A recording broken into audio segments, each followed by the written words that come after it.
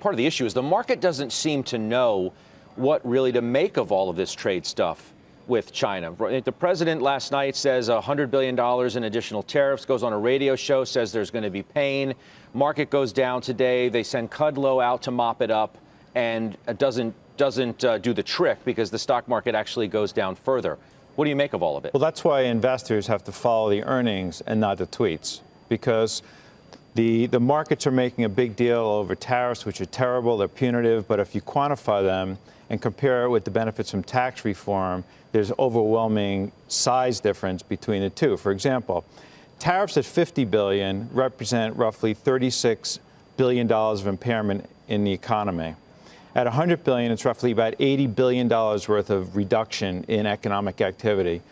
But the tax reform benefits are going to be roughly $800 billion between the stimulus, the tax cuts, and the repatriation. So in order of magnitude, everyone's missing the boat here. The fundamentals are in place. Tax reform is way more powerful than tariffs, and that's what investors should be focusing on. I agree with that to a certain extent. Yeah. However, what I'd say is that when you're talking about tax reform, it's a tax reform to the repatriation, buybacks, et cetera. You take it to each further step. You can't just leave tariffs with the one step, $50 billion, because it keeps going to retaliation, and it creates an uncertainty about an unstable White House that shakes markets. Everybody said, okay, $50 billion, done, over with, it'd be fine. The market wouldn't have blinked. But if you look at the position of China versus the U.S., $11.5 trillion economy versus a $19 trillion economy. Yep.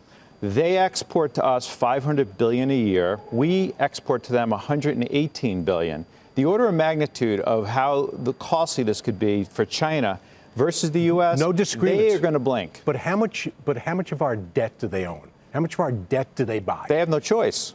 The issue, Kevin O'Leary, they have a choice now. It's what the dialogue is. Kevin O'Leary, I mean, the issue is that you have a bull market that was off and running, and now you're at risk of shooting yourself in the foot. Everything that Rich Saperstein just said is the positive narrative that had taken the market to where it is. Now we're wondering if these trade policies are going to be negative for the economy, negative for the stock market, and I don't think the market knows what to make of all of it.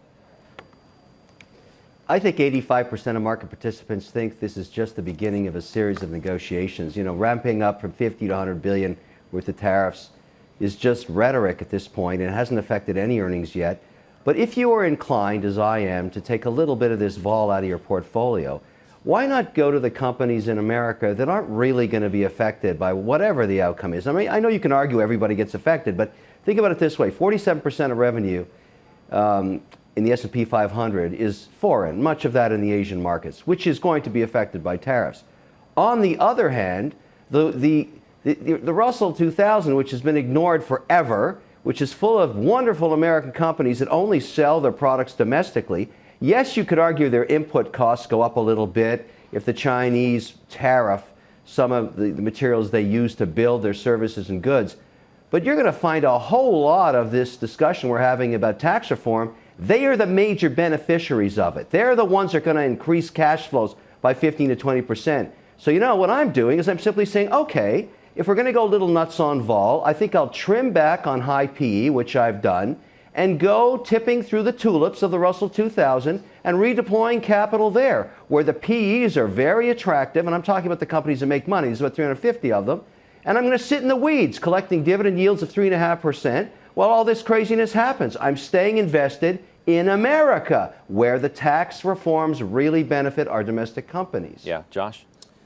So I would just look at this through the lens of price action, and I would say that it's pretty clear, only in hindsight, of course, that what went on in late January represented, at the very least, a short-term peak. And when you see these plus 700-point intraday turnarounds, the wrong answer is to say, oh, okay, we're out of the woods now. This is now the rally that takes us off the lows. I actually think it's much more probabilistically sound to make the comment that, okay, we could be in consolidation at worst, at best, and at worst, we could see this thing go from being a correction into a bear market, which, by the way, would not be the end of the world. You'd basically be rolling back some of the performance of 2017 at this point in time, given that we've already put in some hard work to get down 20%. So you look at things like RSI, You look at things like percentage of stocks above the 200-day, which right now is still 60%, and you say we have not yet really washed out to the point where this is something where we say, okay, this is the big bounce, this is the one that counts. You feel like the bull market's teetering?